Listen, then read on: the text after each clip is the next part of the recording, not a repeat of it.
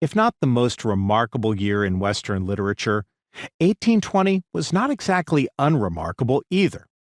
That year saw the publication of, among other works, Sir Walter Scott's Ivanhoe, a collection of poems by John Keats, Hegel's Grundlinien der Philosophie des Rechts, Elements of the Philosophy of Right, a collection of examples of the application of the calculus of finite differences by John Frederick William Herschel, and also Principles of Political Economy by Thomas Robert Malthus.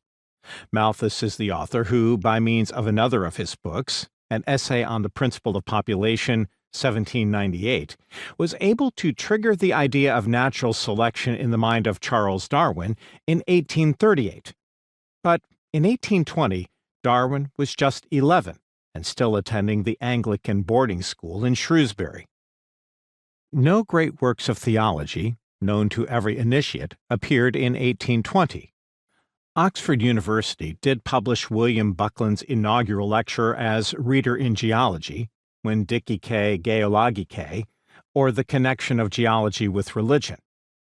It contained both fascinating empirical observations and reverent asides about how everything observed in nature by the geologist bespeaks the wisdom, power, and goodness of God.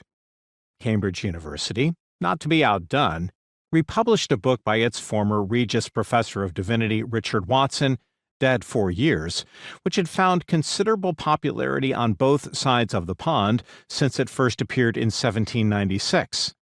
An apology for the Bible in a series of letters addressed to Thomas Paine.